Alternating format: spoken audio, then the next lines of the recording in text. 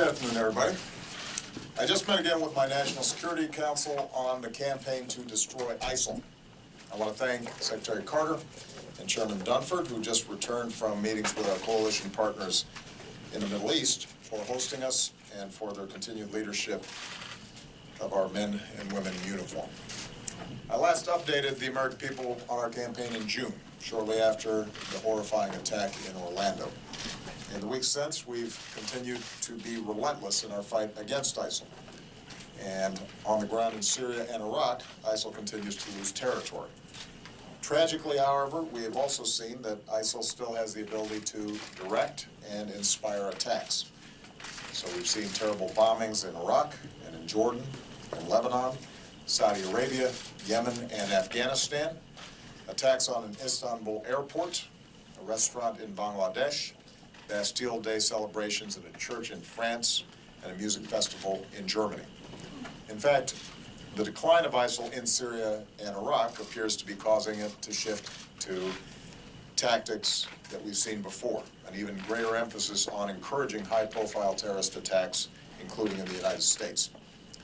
As always, our military, diplomatic, intelligence, homeland security, and law enforcement professionals are working around the clock with other countries and with communities here at home to share information and prevent such attacks. And over the years, they've prevented many. But as we've seen, it is still very difficult to detect and prevent lone actors or small cells of terrorists who are determined to kill the innocent and are willing to die.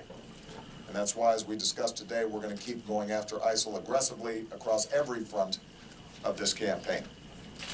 Our air campaign continues to hammer ISIL targets. More than 14,000 strikes so far, more than 100,000 sorties, including those hitting the ISIL core in Raqqa and in Mosul. And in stark contrast to ISIL, which uses civilians as human shields, America's armed forces will continue to do everything in our power to avoid civilian casualties. With our extraordinary technology, we're conducting the most precise air campaign in history. After all, it is the innocent civilians of Syria and Iraq who are suffering the most and who need to be saved from ISIL's terror. And so when there are allegations of civilian casualties, we take them very seriously. We work to find the facts, to be transparent, and to hold ourselves accountable for doing better in the future. We continue to take out senior ISIL leaders and commanders. This includes ISIL's Deputy Minister of War, Bassem Muhammad al-Bajari, the top commander in Mosul, Hatim Talib al-Hamdani, and in yet another significant loss for ISIL, its Minister of War, Umar al-Shishani. None of ISIL's leaders are safe, and we're going to keep going after them. On the ground in Iraq, local forces keep pushing ISIL back. In a major success, Iraqi forces, with coalition support, finally liberated Fallujah. Now they're clearing ISIL fighters from more areas up the Euphrates Valley, and Iraqi forces retook the strategic air base at Qayyara, just 40 miles from Mosul, now the last major ISIL stronghold in Iraq. Given the success, the additional 560 U.S. support personnel that I ordered to Iraq last month will help turn this base into a logistical hub and launch pad for Iraqi forces as they push into Mosul. Meanwhile, in Syria, a coalition of local forces backed by our special operations forces and airstrikes continues to take the fight to ISIL as well. The coalition is fighting its way into the town of Manbij, a gateway for ISIL fighters coming in and terrorists heading out to attack Europe, which is why ISIL is fighting hard to hold it. As ISIL is beaten back, we're gaining vast amounts of intelligence, thousands of documents, thumb drives, digital files, which we will use to keep destroying ISIL's networks and stop foreign fighters. We also continue to intensify our efforts against al-Qaeda in Syria, which, no matter what name it calls itself, cannot be allowed to maintain a safe haven to train and plot attacks against us. I do want to step back and note the broader progress that has been made in this campaign so far. 2 years ago, ISIL was racing across Iraq to the outskirts of Baghdad itself, and to many observers, ISIL looked invincible. Since then, in Iraq, ISIL has lost at the Manbij Dam, at Tikrit, at Beji, at Sinjar, at Ramadi, at Hip, at Ruba, and now Fallujah. In Syria, ISIL's lost at Kobani and Tel Abyad, and the Tishrin Dam and al-Shaddadi. ISIL has lost territory across vast stretches of the border with Turkey and almost all major transit routes into Raqqa. And in both Iraq and Syria, ISIL has not been able to reclaim any significant territory that they have lost. So I want to repeat, ISIL has not had a major successful offensive operation in either Syria or Iraq in a full year. Even ISIL's leaders know they're going to keep losing. In their message to followers, they're increasingly acknowledging that they may lose Mosul and Raqqa, and ISIL is right, they will lose them. And we'll keep hitting them and pushing them back and driving them out until they do. In other words, ISIL turns out not to be invincible. They are, in fact, inevitably going to be defeated. But we do recognize at the same time that the situation is complex, and this cannot be solved by military force alone. That's why last month the United States and countries around the world pledged more than $2 billion in new funds to help Iraqis stabilize and rebuild their communities. It's why we're working with Iraq so that the military campaign to liberate Mosul is matched with humanitarian and political efforts to protect civilians and promote inclusive governance and development. So ISIL cannot return by exploiting divisions or new grievances. In Syria, as I've repeatedly said, defeating ISIL and al-Qaeda requires an end to the civil war and the Assad regime's brutality against the Syrian people, which pushes people into the arms of extremists. The regime and its allies continue to violate the cessation of hostilities, including with vicious attacks on defenseless civilians, medieval sieges against cities like Aleppo, and blocking food from reaching families that are starving. It is deplorable, and the depravity of the Syrian regime has rightly earned the condemnation of the world. Russia's direct involvement in these actions over the last several weeks raises very serious questions about their commitment to pulling the situation back from the brink. The U.S. remains prepared to work with Russia to try to reduce the violence and strengthen our efforts against ISIL and al-Qaeda in Syria. But so far, Russia has failed to take the necessary steps.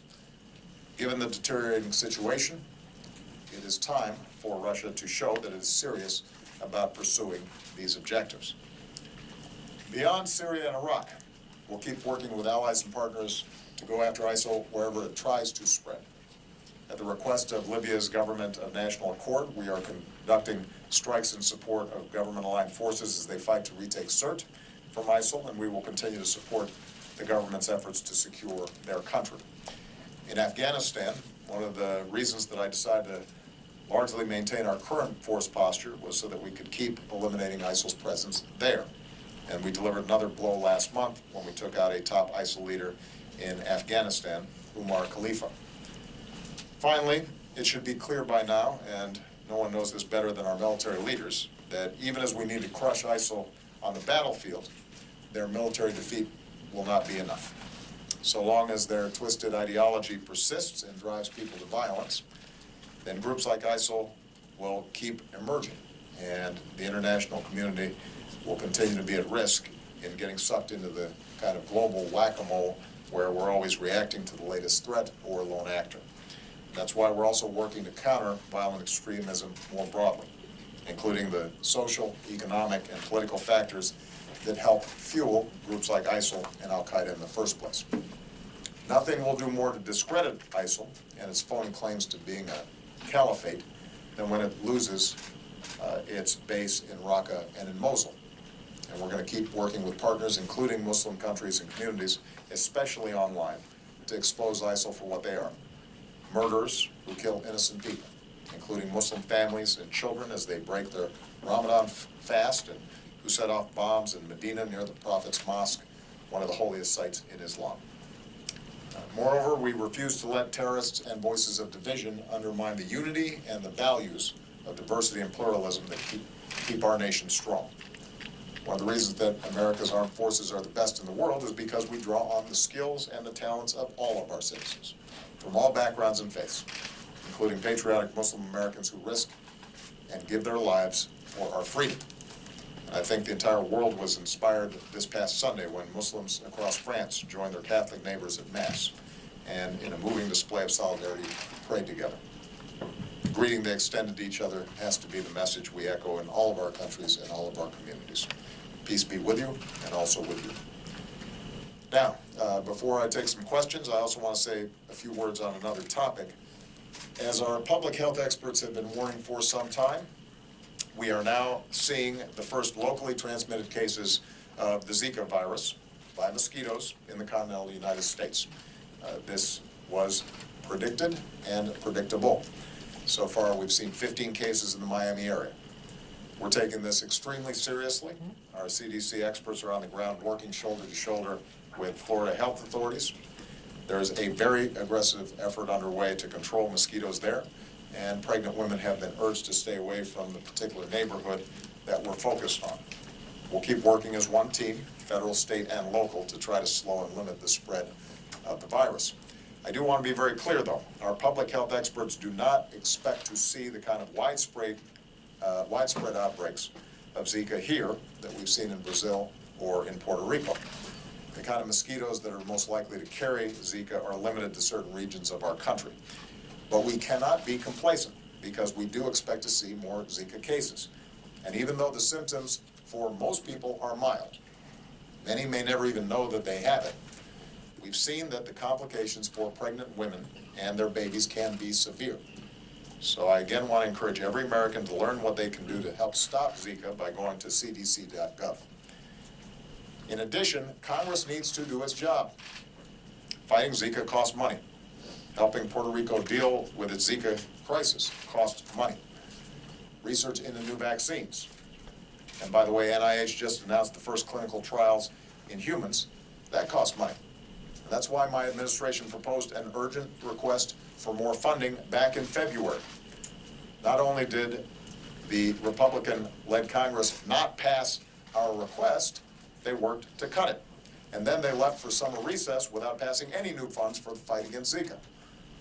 Meanwhile, our experts at the NIH and CDC, the folks on the front lines, have been doing their best in making do by moving funds from other areas. But now the money that we need to fight Zika is rapidly running out. The situation is getting critical. For instance, without sufficient funding, NIH clinical trials, and the possibilities of a vaccine, which is well within reach, could be delayed. So this is not the time for politics. More than 40 U.S. service members have now contracted Zika overseas. In 50 U.S. states, we know of more than 1,800 cases of Zika connected to travel to infected areas, and that includes nearly 500 pregnant women. Zika is now present in almost every part of Puerto Rico, and now we have the first local transmission in Florida, and there will certainly be more. And meanwhile, Congress is on a summer recess. A lot of folks talk about protecting Americans from threats. Well, Zika is a serious threat to Americans, especially babies, right now. So once again, I want to urge the American people to call their members of Congress and tell them to do their job.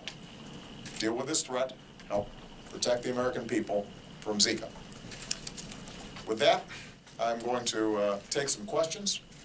I'm going to start with someone who just assumed the second most powerful office in the land, Jeff Mason, the New Correspondents Association president, also from Reuters. Jeff. Thank you, sir. Hardly powerful. And happy birthday. Thank you very much. As Islamic State loses territory, you and other officials have said that it is becoming a more traditional terrorist group. Are you satisfied that the United States and its allies have shifted strategy sufficiently to address that change? And secondly, given your comments this week about Donald Trump's volatility and lack of fitness to be president, are you concerned that he will be receiving security briefings about ISIS and other sensitive national security issues? Okay.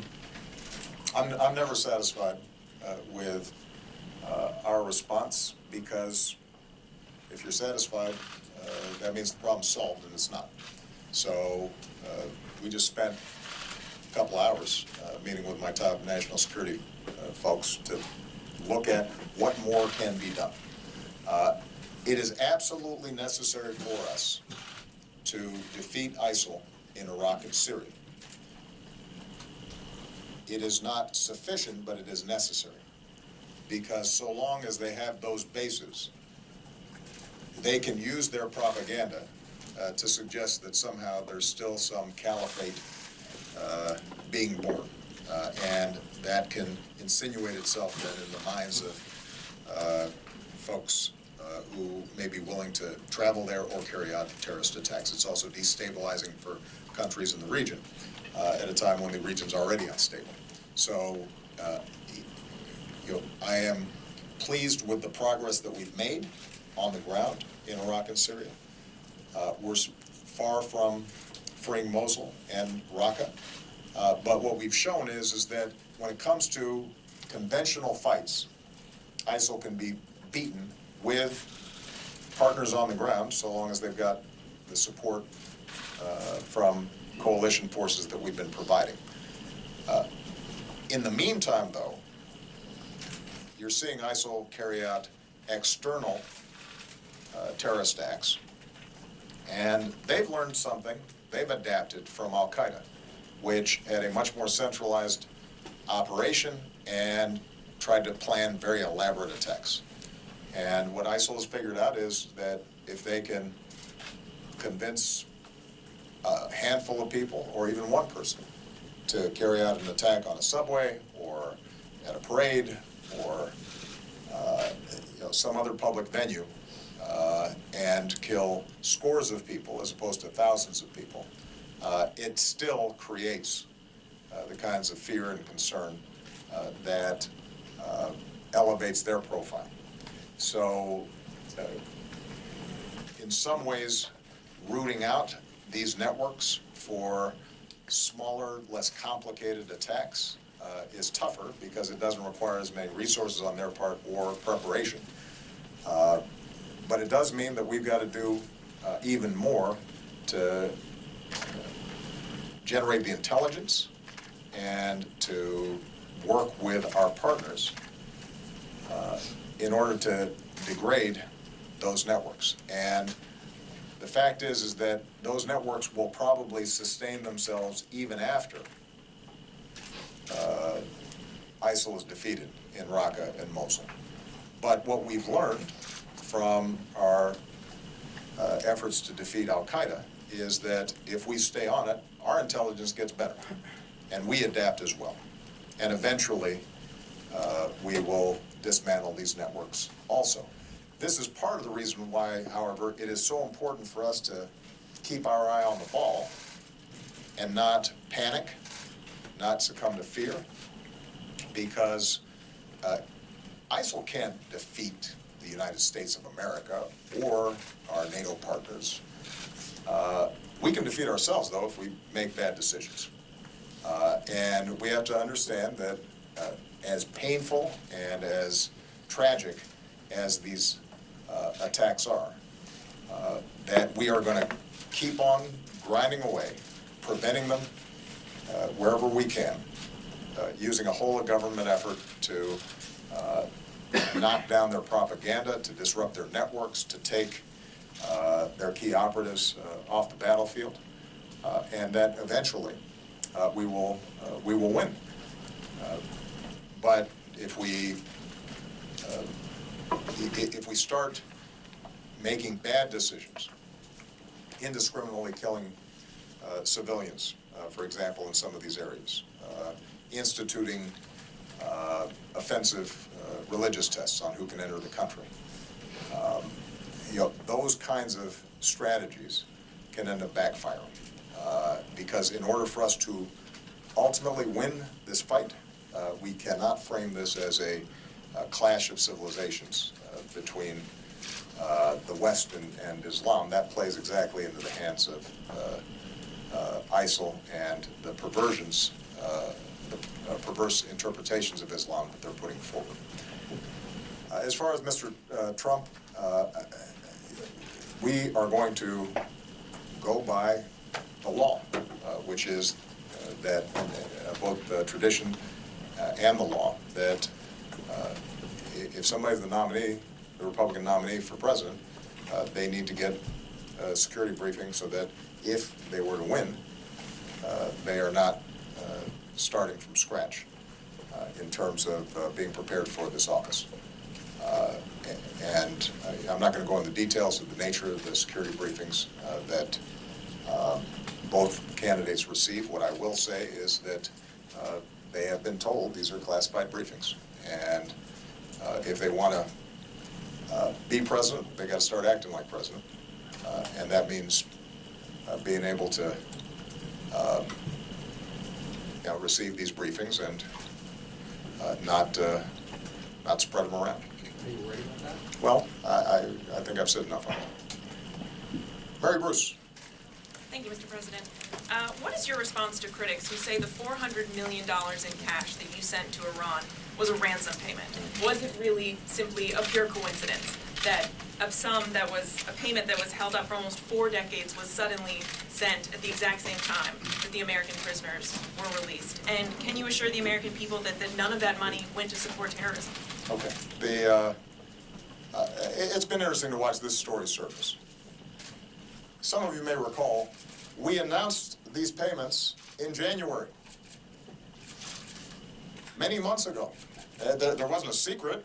We announced them to all of you. Josh did a briefing on them. This wasn't some nefarious deal.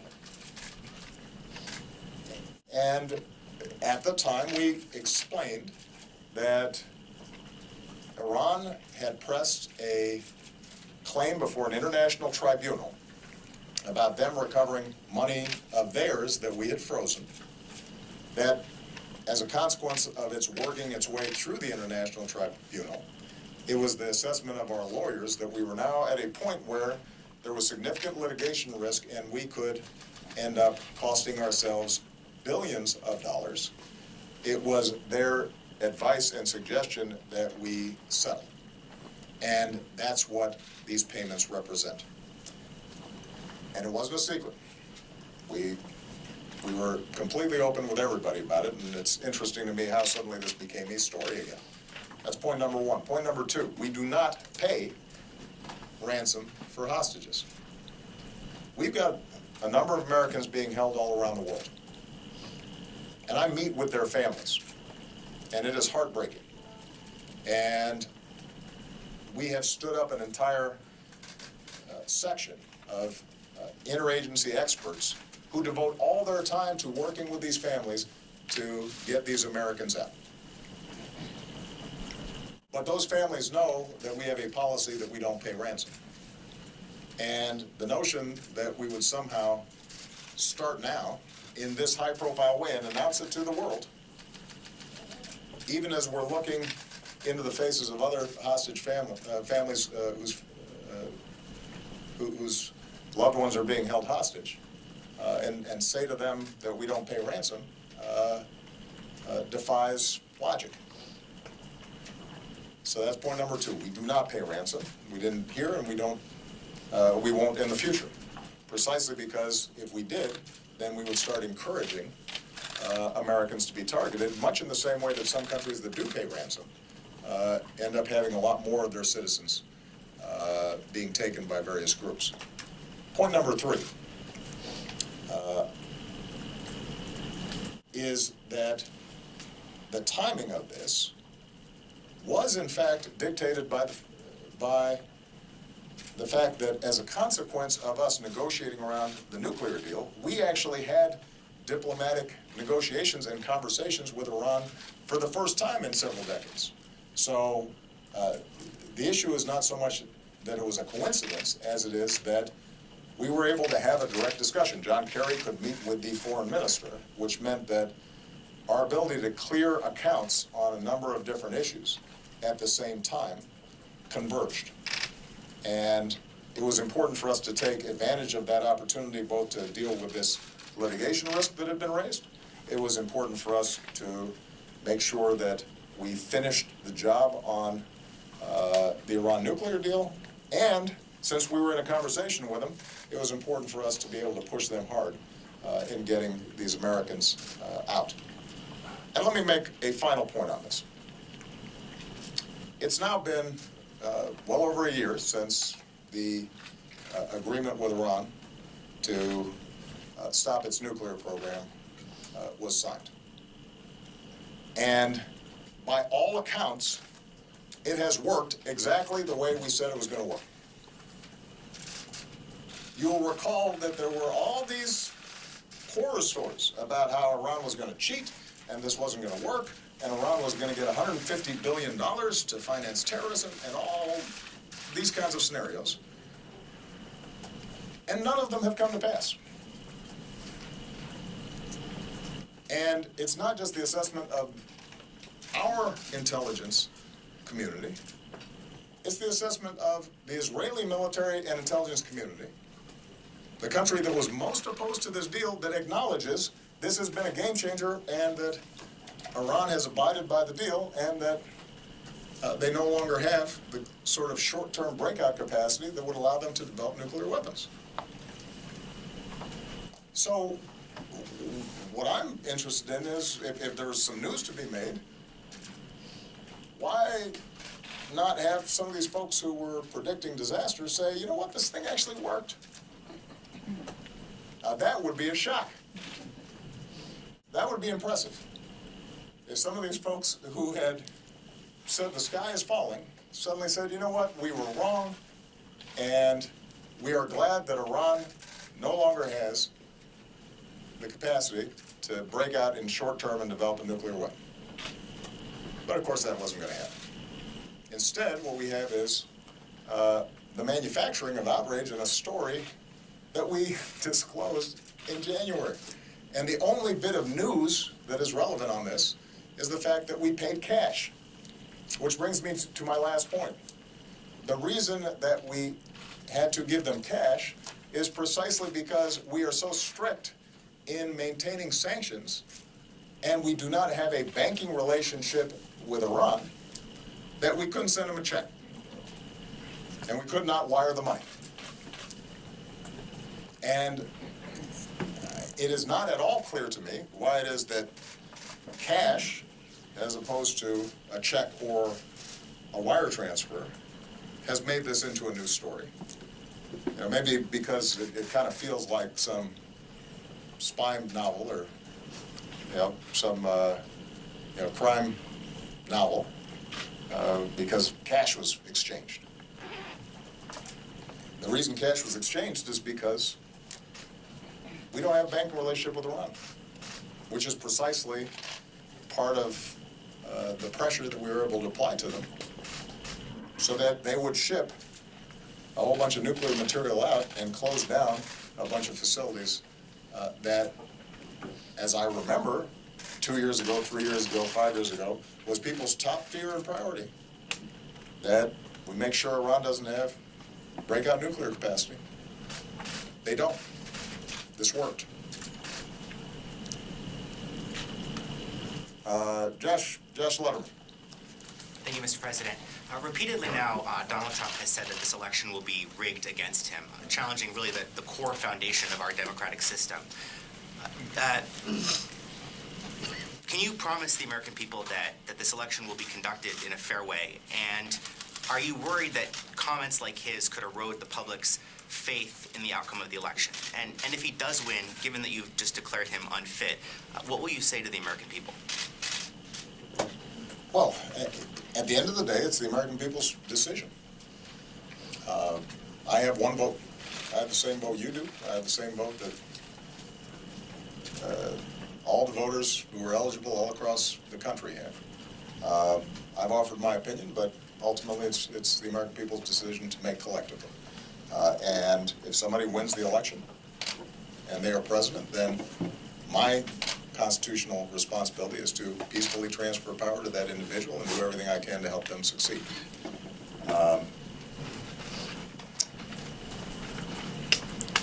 It is, I don't even really know where to start on answering this question. Of course the elections will not be rigged. What does that mean? The federal government doesn't run the election process. States and cities and communities all across the country, they're the ones who set up the voting systems and the voting booths, and If Mr. Trump is suggesting that there is a conspiracy theory that is being propagated across the country, including in places like Texas, where typically it's not Democrats who are in charge of voting booths, that's ridiculous. That doesn't make any sense, and I don't think anybody would take that seriously. Now, we do take seriously, as we always do, our responsibilities to monitor and preserve the integrity of the voting process. If we see signs that a voting machine or system is vulnerable to hacking, then we inform those local authorities who are running the elections that they need to be careful. If we see jurisdictions that are violating federal laws in terms of equal access and aren't providing ramps for disabled voters or are discriminating in some fashion or are otherwise violating civil rights laws, then the Justice Department will come in and take care of that. But this will be an election like every other election. And you know, I think all of us at some points in our lives have played sports or maybe just played in a schoolyard or a sandbox. And sometimes folks, if they lose, they start complaining that they got cheated. But I've never heard of somebody complaining about being cheated before the game was over or before the scores even tallied. So my suggestion would be, you know, go out there and try to win the election. If Mr. Trump is up 10 or 15 points on election day and ends up losing, then, you know, maybe he can raise some questions. That doesn't seem to be the case at the moment. Barbara Starr. Thank you, Mr. President. On the question of ISIS expansion that you've been talking about, because you see them expanding around the world, because you see them trying to inspire attacks, what is your current level of concern about the homeland? You talked about the protection measures, but what is your assessment about the possibility, your own intelligence advisors suggest it's possible, about the direct ISIS threat to Americans? And if I may follow up somewhat along the same lines, what is your assessment today as you stand here about whether Donald Trump can be trusted with America's nuclear weapons?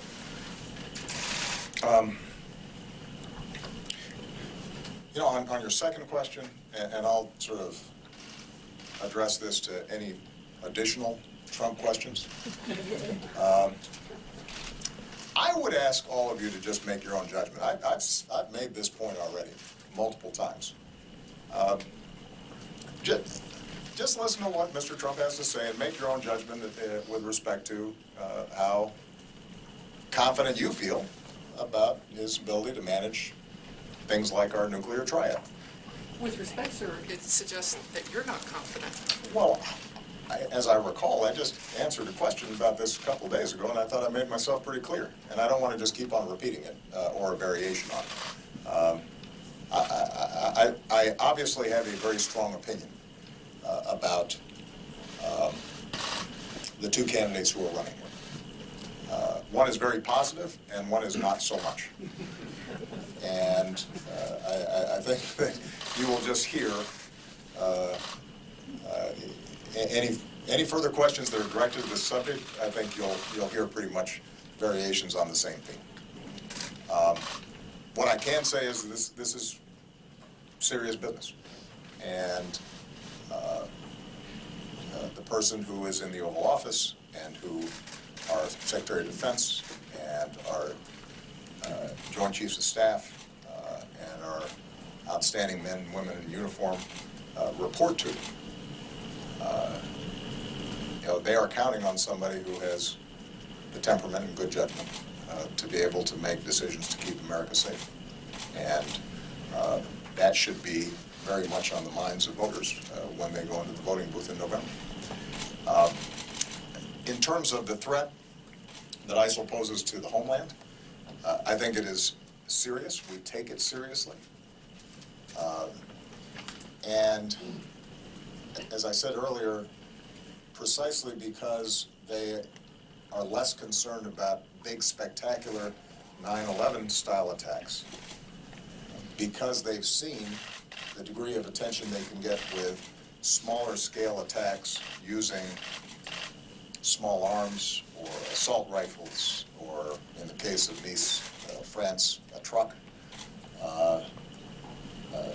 The possibility of either a lone actor or a small cell carrying out an attack that kills people is real. And that's why our intelligence and law enforcement and military officials are working around the clock to try to anticipate potential attacks, to obtain the threads of people who might be vulnerable to brainwashing by ISIL. We are constrained here in the United States to carry out this work in a way that's consistent with our laws and presumptions of innocence. And the fact that we prevent a lot of these attacks as effectively as we do, without a lot of fanfare and abiding by our law, is a testament to the incredible work that these folks are doing. They work really hard at it, but it is always a risk. And some of you may have read the article in the New York Times today, I guess it came out last night online, about this individual in Germany who had confessed and given himself up and then explained his knowledge of how ISIL's networks worked. There was a paragraph in there that some may have caught, which we don't know for a fact that this is true, but according to this reporting, the individual indicated that ISIL recognizes it's harder to get its operatives into the United States. But the fact that we have what he referred to as open gun laws meant that anybody, as long as they didn't have a criminal record that barred them from purchase, could go in and buy weapons. That made sort of a homegrown extremist strategy more attractive to them. And those are the hardest to stop because, by definition, if somebody doesn't have a record, if it's not triggering something, it means that anticipating their actions becomes that much more difficult. And this is why the military strategy that we have in Syria and Iraq is necessary, but it is not sufficient. We have to do a better job of disrupting networks, and those networks are more active in Europe than they are here, but we don't know what we don't know, and so it's conceivable that there are some networks here that could be activated. But we also have to get to the messaging that can reach a troubled individual over the internet and do a better job of disrupting that. And what I've told my team is that although we've been working on this now for 5, 6, 7 years, we've got to put more resources into it. This can't be an afterthought. It's something that we have to really focus on. This is also why how we work with the Muslim American community, the values that we affirm about their patriotism and their sacrifice, and our fellow feeling with them is so important.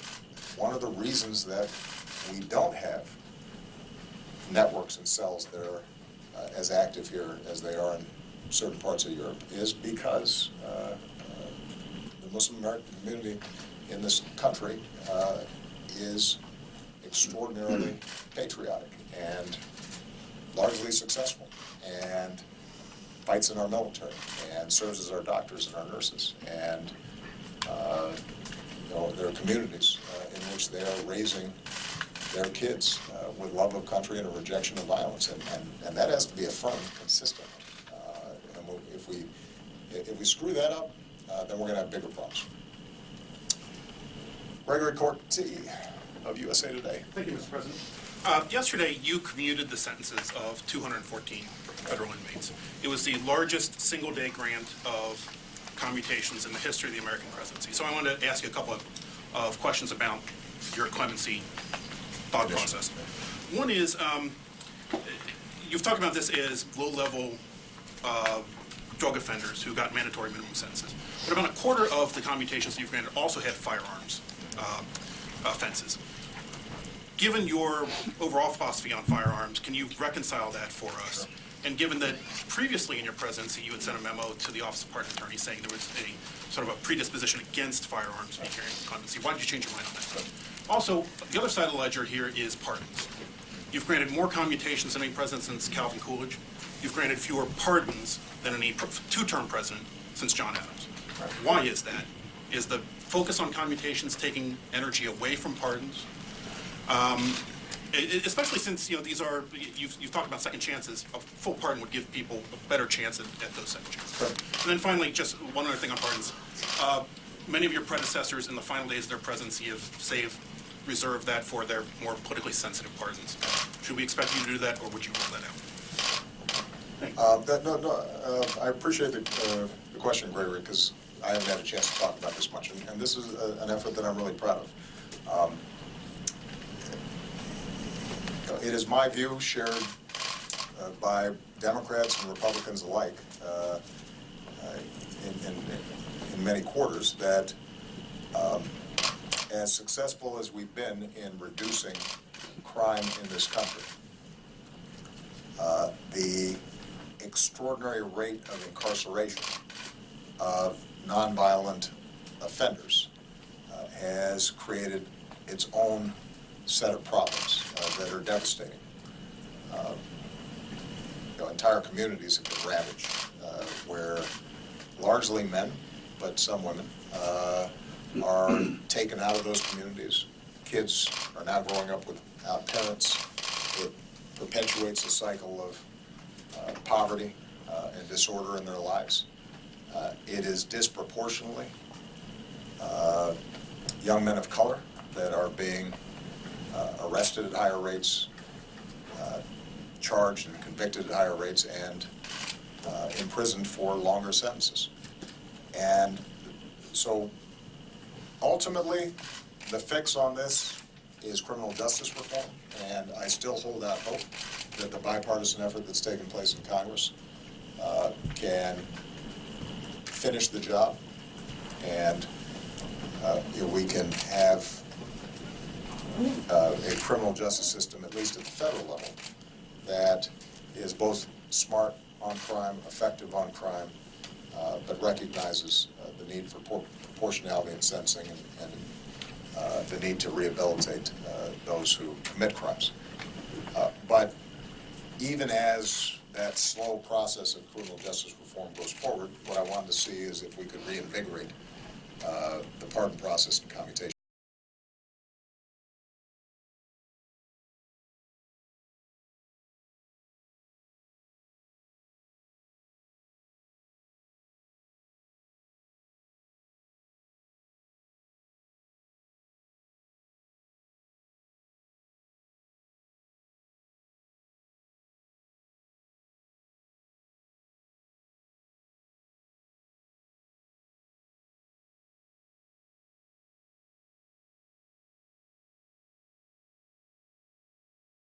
That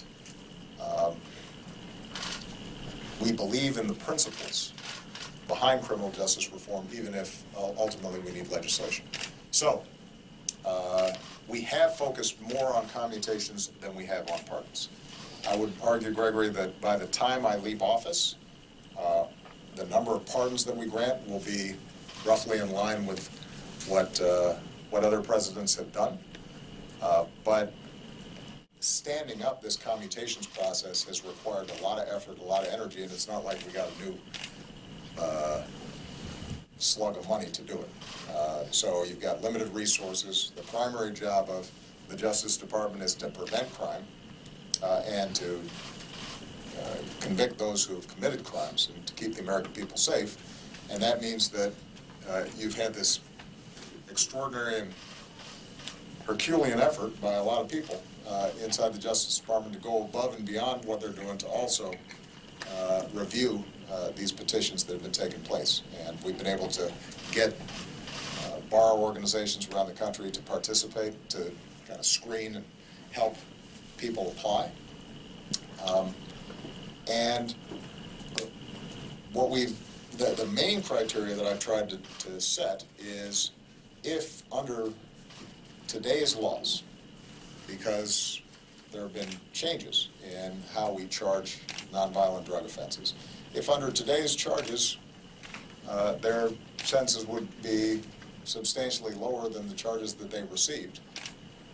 If they got a life sentence, but a U.S. attorney or the Justice Department indicates that today they'd be likely to get 20 years and they've already served 25, then what we try to do is to screen through and find those individuals who have paid their debt to society, that have behaved themselves and tried to reform themselves while incarcerated, and we think have a good chance of being able to use that second chance well. On the firearms issue, what I've done is to try to screen out folks who seem to have a propensity for violence. And these are just hypotheticals, but there may be a situation where a kid at 18 was a member of a gang, had a firearm, did not use it in the offense that he was charged in. There's no evidence that he used it in any violent offense. It's still a firearms charge and enhancement, but he didn't use it. He's now 48 or 38, 20 years later, and has a unblemished prison record. Has gone back to school, gotten his GED, has gone through drug treatment, has the support of the original judge that presided, the support of the U.S. attorney that charged him, support of the warden, has a family that loves him, and in that situation, the fact that he had 20 years earlier an enhancement because he had a firearm is different than a situation where somebody's engaged in armed robbery and shot somebody. In those cases, that is still something that that I'm concerned about. Our focus really has been on people who we think were overcharged and people who we do not believe have a propensity towards violence. And in terms of your last question about sort of last-minute pardons that are granted, the process that I put in place is not going to vary depending on how close I get to the election. So it's going to be reviewed by the pardon attorney. It'll be reviewed by my White House counsel, and I'm going to, as best as I can, make these decisions based on the merits as opposed to political considerations. Okay. And finally, Jim Malashevsky is retiring after 30 years at NBC. He's done an outstanding job, mostly covering the Department of Defense. This may be my last press conference here, so I just wanted to thank Jim for the extraordinary career that he's had and the great job that he's done. And he gets the last question. Thank you very much, Mr. President. You bet. First, back to ISIS and Iraq and Syria. Your very own National Counterterrorism Operation has found that despite all the decisive defeats that the U.S. and coalition have dealt ISIS on the battlefield, that they've expanded their threat worldwide to include as many as 18 operational bases. In the 6 years you've been dealing, do you feel any personal disappointment that there hasn't been more progress? And in any discussions you've had with the U.S. military and your intelligence agencies, have you come up with any new ideas on how to deal or defeat ISIS? Every time there's a terrorist attack, I feel disappointment because I'd like to prevent all of them. And that's true not just when the attacks are in Europe or in the United States. When you read stories about attacks in Lebanon or Iraq or Afghanistan or distant parts of the world that don't get as much attention, they get my attention because that's somebody's kid and that's somebody's mom and that's somebody who was just going about his business. And mindlessly, senselessly, this person was murdered. So I haven't gotten numb to it.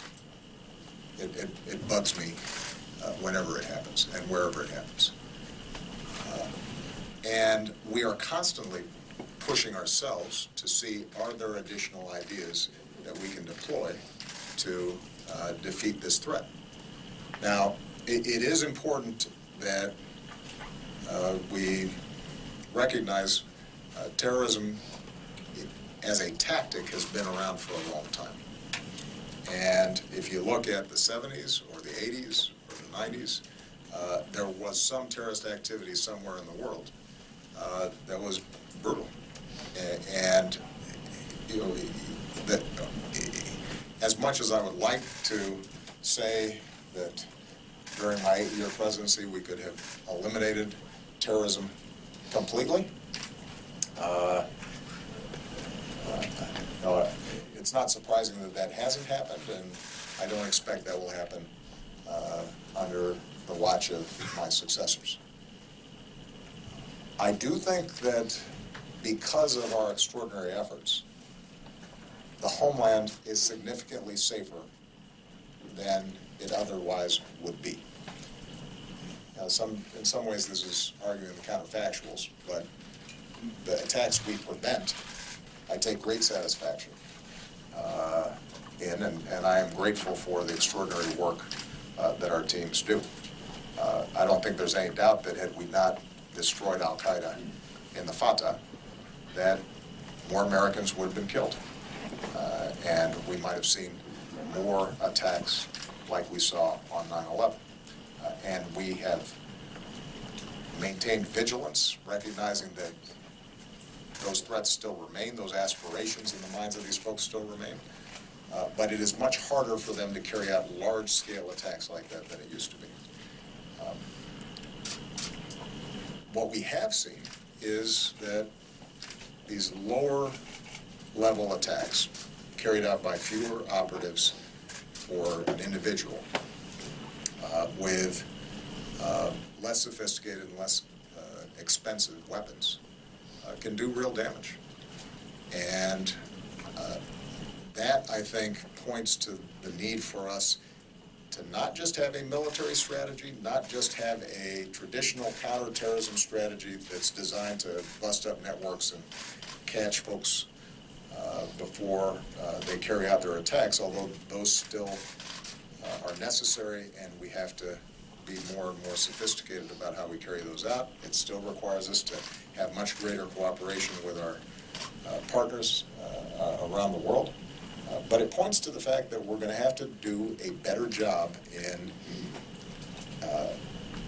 in draining the ideology that is behind these attacks, that right now is emanating largely out of the Middle East, and a very small fraction of the Muslim world, a perversion of Islam that has taken root and has been turbocharged over the internet, and that is appealing to even folks who don't necessarily know anything about Islam and aren't even practicing Islam in any serious way, but have all kinds of psychosis and latch onto this as some way of being important and magnifying themselves. And that's tougher, because that involves both changes in geopolitics in places like Syria. It requires cultural changes in regions like the Middle East and North Africa that are going through generational changes and shifts as the old order collapses. It requires psychology and thinking about how do these messages of hate reach individuals, and are there ways in which we can intervene ahead of time?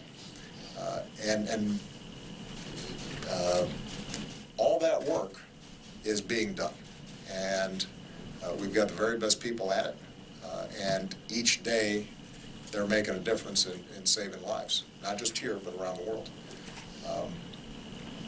But it's a challenge, precisely because if you're successful 99% of the time, that 1% can still mean heartbreak for families.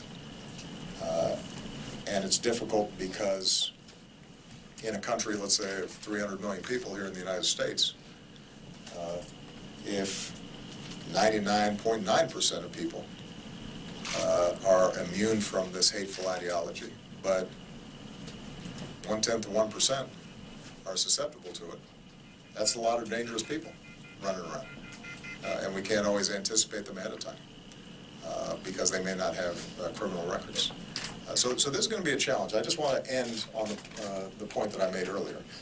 How we react to this is as important as the efforts we take to destroy ISIL, prevent these networks from penetrating. You can't separate those two things out. The reason it's called terrorism, as opposed to just a standard war, is that these are weak enemies that can't match us in conventional power. But what they can do is make us scared. And when societies get scared, they can react in ways that undermine the fabric of our society. It makes us weaker and makes us more vulnerable, and creates politics that divide us in ways that hurt us over the long term. And so if we remain steady and steadfast and vigilant, but also take the long view and maintain perspective and remind ourselves of who we are and what we care about most deeply and what we cherish and what's good about this country and what's good about the international order and civilization that was built in part because of the sacrifices of our men and women after a 20th century full of world war. If we remember that, then we're going to be okay. But we're still going to see episodically these kinds of tragedies, and we're going to have to keep working on it until we make things better. All right? Mr. President. You may, only because this is your I retirement. was hoping you'd. Yeah, but I hope it's not too long, because No, it's. I'm going to be late for my birthday dinner. Happy birthday. Thank you. You alluded earlier to the negotiations between the U.S. and Russia over some military-to-military cooperation in Syria against some of the militant forces there, presumably in exchange for whatever Russian influence could be imposed on the Assad regime for a variety of reasons. Now, I'm sure you're not surprised that some in the military are not supportive of that deal. Some European allies think it would be a deal with the devil. What makes you so confident that you can trust the Russians and Vladimir Putin? I'm not confident that we can trust the Russians and Vladimir Putin, which is why we have to test whether or not we can get an actual cessation of hostilities that includes an end to the kinds of aerial bombing and civilian death and destruction that we've seen carried out by the Assad regime. And Russia may not be able to get there either because they don't want to or because they don't have sufficient influence over Assad. and that's what we're going to test. So we go into this without any blinders on. We're very clear that Russia has been willing to support a murderous regime that has, and an individual in Assad who has destroyed his country just to cling on to power. What started with peaceful protests has led to a shattering of an entire and pretty advanced society. And so whenever you're trying to broker any kind of deal with individual like that or a country like that, you got to go in there with some skepticism. On the other hand, if we are able to get a genuine cessation of hostilities that prevents indiscriminate bombing, that protects civilians, that allows humanitarian access, and creates some sort of pathway to begin the hard work of political negotiations inside of Syria, then we have to try, because the alternative is a perpetuation of civil war.